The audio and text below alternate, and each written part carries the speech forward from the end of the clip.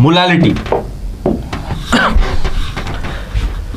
Same ये symbols तो वही यूज करने हैं, सॉल्वेंट को A, सॉल्यूट को B, WA आपका given mass of solvent, MA आपका molar mass of solvent, NA आपका number of moles of solvent, WB आपका given mass of solute, MB आपका मोलर मास ऑफ सॉल्यूट, और नीचे ये लिखा हुआ है आपका NB, इसे कहेंगे हम number of moles of solute, number of moles of solute. Clear? देखिए सपोज मैं कहता हूं ये मेरे पास एक बीकर है, इस बीकर के अंदर 1000 ग्राम वाटर डाल दिया मैंने। अच्छा एक चीज और है इसमें इंपॉर्टेंट, जो रो H2O, रो मतलब density, density of water H2O आपकी फिक्स होती है ग्राम 1 ग्राम पर ml, 1 ग्राम पर ml।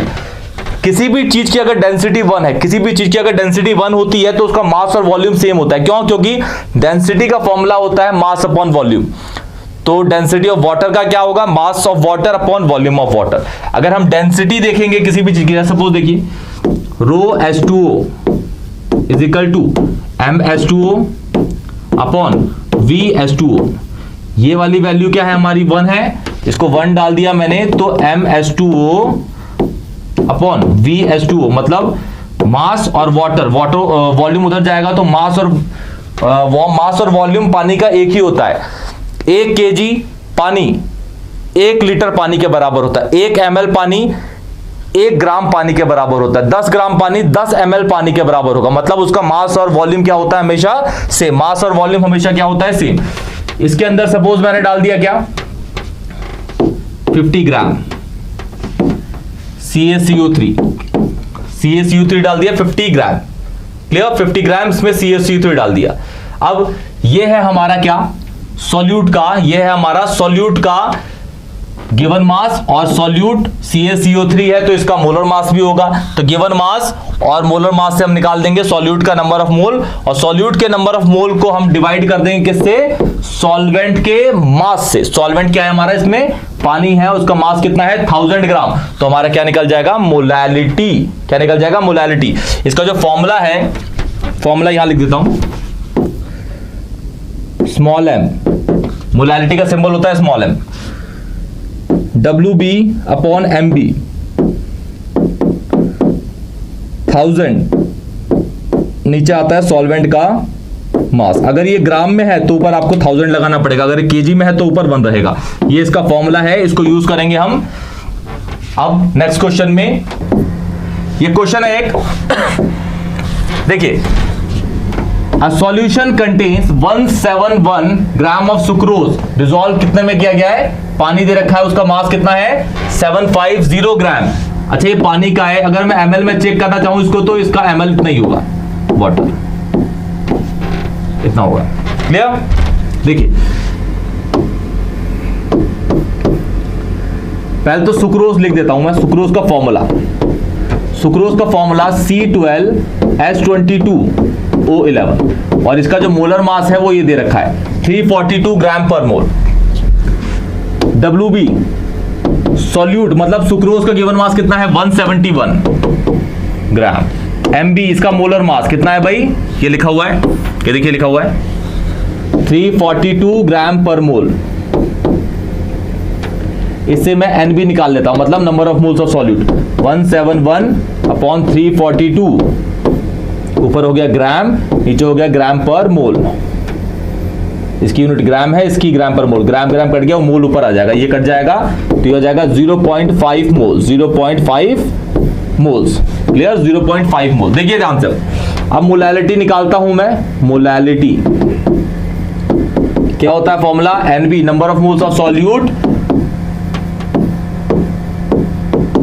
ऊपर 1000 इसलिए लगाया क्योंकि मास में यूज करूंगा किसके अंदर? ग्राम के अंदर, सॉल्वेंट का।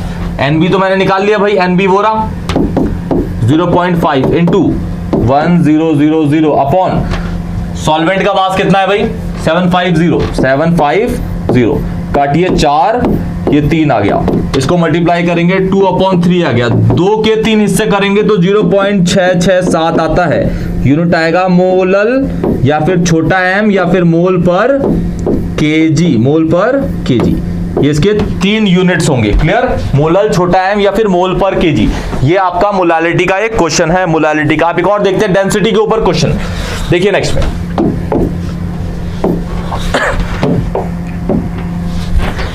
what is the molality of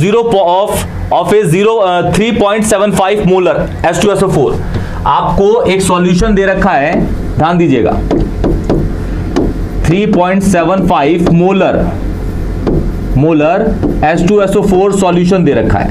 H2SO4 solution आपको दे रखा है, ठीक है। और आपको निकालना क्या है? मोलालिटी। और आपको डेंसिटी दे रखी है सॉल्यूशन की। कितनी है डेंसिटी? ये। और जो सॉल्यूट है सल्फ्यूरिक एसिड, इसका मोलर मास है 98 ग्राम पर मोल, 98 ग्राम पर मोल। अच्छा, इसकी डेफिनेशन अगर मैं करूं 3.75 मोलर H2SO4, तो इसकी डेफिनेशन क्या होगी? 3.75 moles of H2SO4, moles of H2SO4 dissolve in, जो डिसॉल्व होगा वो स्टैंडर्ड ही होता है। कितने में डिसॉल्व होता है जी? डिसॉल्व इन 1000, मोलारिटी दे रखी है तो 1000 ml ऑफ सॉल्यूशन। मतलब सॉल्यूशन का वॉल्यूम हमें पता चल गया है, ये रहा वॉल्यूम। और हमें H2SO4 के नंबर ऑफ मोल भी पता चल गए, मतलब NB मुझे पता चल गया, number of moles of solute कितना है, H2SO4 कितना है? 3.75 मोल्स, 3.75 मोल्स, 3.75 मोल्स। क्लियर? अच्छा, और मुझे एक और चीज पता चल गई है, वॉल्यूम पता चल गया। वॉल्यूम सॉल्यूशन का कितना है जी? 1000 ml। कितना है? 1000 ml। अब देखिए मैं किस तरीके से डेंसिटी को यूज करके मोलालिटी निकाल लूंगा। मोलालिटी निकालने के लिए मुझे नंबर ऑफ मोल्स सॉल्यूट तो पता है, लेकिन सॉल्वेंट का मास ही नहीं पता। सॉल्वेंट का मास निकालने के लिए मैं यहां पे एक तिगड़म लगाऊंगा। तिगड़म को देखिए किस तरीके से यूज करूंगा, ध्यान से देखिएगा। देखिए आपको ये पता है, rho density of solution is equal to mass of solution upon volume of solution. Density of solution is equal to mass of solution upon volume of solution. Clear? ठीक है। V को उस साइड भेज देता हूं, rho sol into V sol, इस side होगा m sol. m sol मतलब mass of solution. Mass of solution में mass of solute plus mass of solvent होंगे, मतलब given mass of solute plus molar given mass of solvent plus molar given mass of solute, इन दोनों का addition. ये formula यहां पे एक जनरेट हो गया। आपको ये पता है, मुझे बेसिकली ये निकालना है। अगर मेरा सॉल्वेंट का मास निकल गया तो मैं इससे डिवाइड कर दूंगा उसको, इससे उसको डिवाइड कर दूंगा, मेरा मोलालिटी आ जाएगा। लेकिन वो WA निकालने के लिए मेरे पे रो सॉल तो है। रो सॉल कहां है भाई? रो सॉल ये रहा। डेंसिटी पता है मुझे, डेंसिटी, और वी सॉल भी पता है, वॉल्यूम भी, सॉल्यूशन ये रहा। लेकिन मुझे WB नहीं पता, तो WB निकाल लेते हैं। देखो NB number of moles of H2SO4 given mass of H2SO4 molar mass of H2SO4। Number of moles of H2SO4 तो मैंने निकाल लिया, कितना है? NB 3.75 is equal to WB। Molar mass तो मुझे पता ही है H2SO4 का कितना है, 98। अब इसको उधर कर दूंगा तो WB आ गया मेरा, मतलब 3.75 इंटू 98 ग्राम्स। देखिए मल्टीप्लाई कर देता हूं 1 मिनट के अंदर। 3.75 इंटू 98, ये आ गया इसका गिवन मास 367.5 ग्राम। अब मैं यहां पे, मुझे ये पता है, इसको करके निकाल लूंगा। देखिए ध्यान से, उन दोनों को मल्टीप्लाई किया, रो सॉल की वैल्यू क्या है भाई?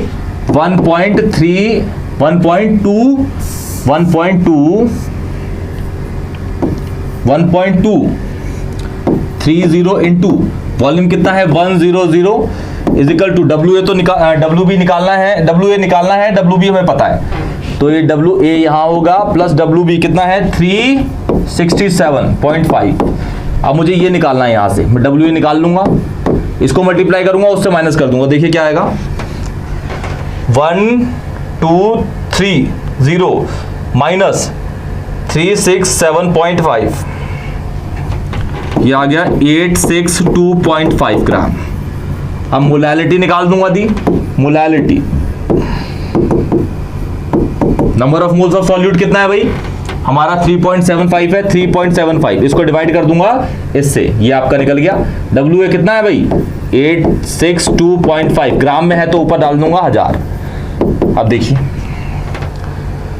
3750 डिवाइड बाय 862.5, या आपका आ गया 434 मोलल, यहां से निकल गया। मतलब इस क्वेश्चन के अंदर था कि मोलैरिटी आपको गिवन है और आपको मोलैरिटी में कन्वर्ट करना है, तो हमने इजीली कर दिया। अच्छा, इस क्वेश्चन के अंदर इस फॉर्मूले में देखा आपने मोलैरिटी में कि कोई भी वॉल्यूम का टर्म है ही नहीं, ऊपर गिवन मास, नीचे मोलर मास और नीचे फिर गिवन मास किसका, सॉल्वेंट का। तो सॉल्यूट सॉल्वेंट का मास ही मास चल रहा है, चाहे गिवन हो या मोलर मास हो। तो कहने का मतलब ये हुआ कि मोलैरिटी में कोई वॉल्यूम की टर्म नहीं है। टेम्परेचर बढ़ाओगे घटाओगे तो मोलैरिटी चेंज ही नहीं होती। टेम्परेचर बढ़ाओगे घटाओगे, मोलैरिटी वेरी करता है, मोलैरिटी वेरी नहीं करता। इसलिए हम मोलैरिटी को मोलैरिटी से ज्यादा प्रेफर करते हैं। मोलैरिटी ज्यादा प्रेफरेंशियल है किससे, मोलैरिटी से। रीजन बिहाइंड द कि वॉल्यूम से टेम्परेचर, वॉल्यूम बढ़ाओगे तो टेम्परेचर जो होता है वो चेंज होता है, तो मोलैरिटी चेंज होती है, क्लियर, और मोलैरिटी नहीं होती। तो ये पूरा आपका मोलैरिटी का पूरा लेक्चर था। इस क्वेश्चंस को करिएगा सारे के सारे। कोई भी डाउट हो तो कमेंट सेक्शन में बताइए। चैनल को लाइक करिए, सब्सक्राइब करिए। तब तक के लिए टेक केयर।